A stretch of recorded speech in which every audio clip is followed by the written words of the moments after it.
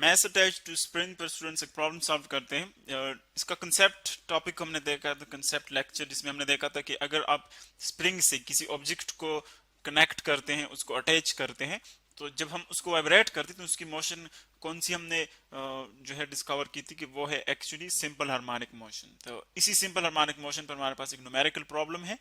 A body of mass 2 kilogram is attached to a spring placed on a horizontal fractionless surface। एक हमने horizontal फ्रैक्शनलेस surface ली हुई है। अब यहाँ पर कंसिडर कर लें, देखिए जब हम फ्रैक्शनलेस सरफेस की बात करते हैं, रियल वर्ल्ड में हमारे पास जितने भी सरफेसेस हैं उनमें फ्रैक्शन होती है, एग्जिस्ट करती है।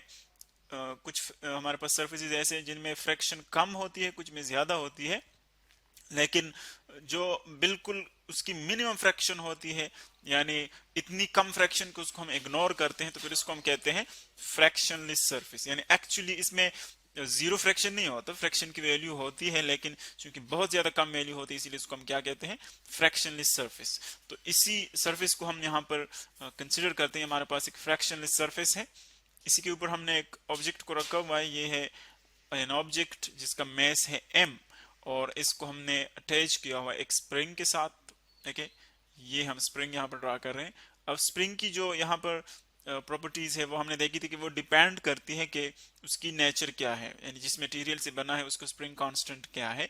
स्प्रिंग कांस्टेंट अगर ज्यादा हो तो उसकी डिफरेंट कैरेक्टरिस्टिक होगी, कम हो तो फिर ज्यादा कम फोर्स रिक्वायर्ड होगा, यानी डिपेंड करता है स्प्रिंग की नेचर पर, उसकी मटेरियल पर। सो ये हमारे पास डायग्राम आ गई। ये मैस, ये आप स्प्रिंग देख रहे हैं, स्प्रिंग के एक एंड से हमने मैस अटैच की हुई है और जो दूसरा एंड है वो हमने फिक्स किया हुआ है। ये क्या, यहाँ पर ये फिक्स्ड एंड है, फिक्स्ड एंड, यहाँ से हमने उसको अटैच किया हुआ है।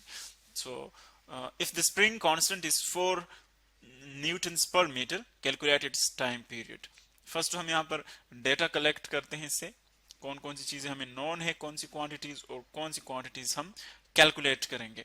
मैस हमें गिवन है 2 किलोग्राम्स, मैस ऑफ ऑब्जेक्ट, यानी जो ब्लॉक हम यहाँ पर यूज कर रहे हैं उसका मैस गिवन है 2 किलोग्राम्स, और जो स्प्रिंग कांस्टेंट है के इस ऑब्जेक्ट का, सॉरी स्प्रिंग का, वो गिवन है 4 न्यूटन्स पर मीटर, 4 न्यूटन्स पर मीटर्स।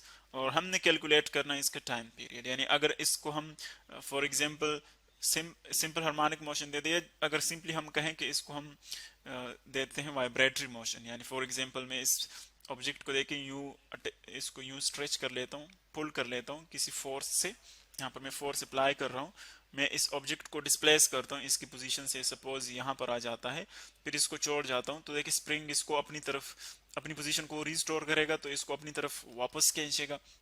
तो इसकी जो मूवमेंट है वो वाइब्रेटरी मूवमेंट बन जाएगी, क्योंकि ड्यू टू इनर्शिया ये इस साइड पे भी उतना ही डिस्प्लेसमेंट कवर करेगा, तो इसकी जो मूवमेंट होगी वो back and fourth movement start हो जाएगी, वाइब्रेटरी मोशन जिसको हम कहते हैं।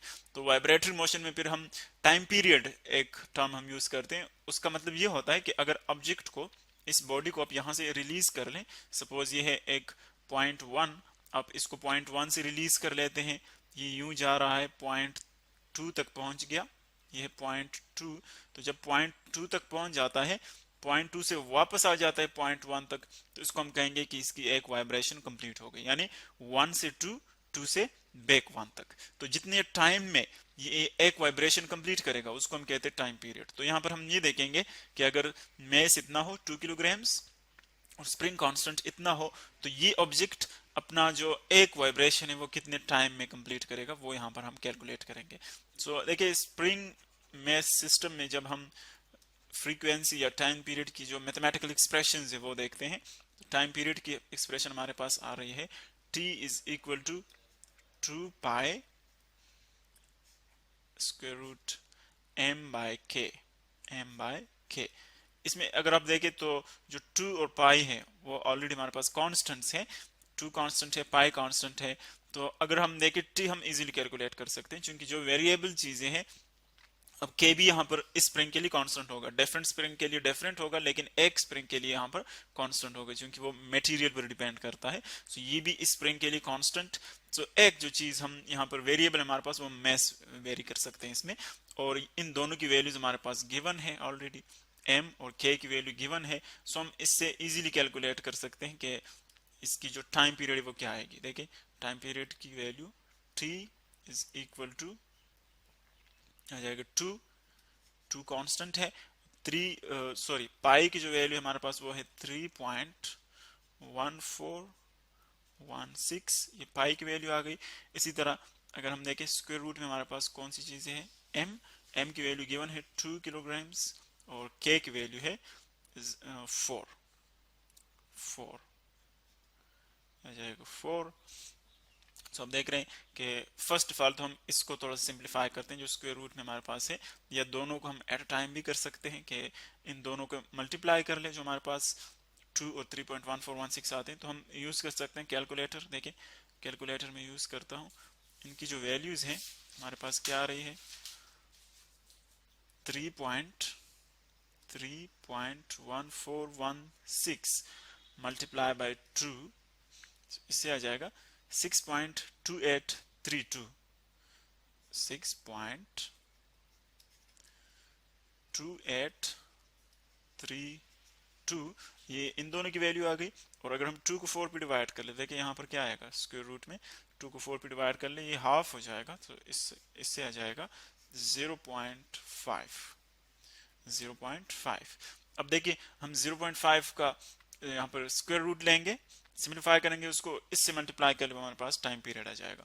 0.5 करके स्क्वायर रूट ले लें 0.5, उसका अगर हम ले लें स्क्वायर रूट तो इससे आ जाता है 0.707, इससे आ जाएगा t इज इक्वल टू 6 इसको इसी तरह लिखे 2832 और 0.5 का जब आप स्क्वायर रूट लेते हैं तो इससे आता है 0.707।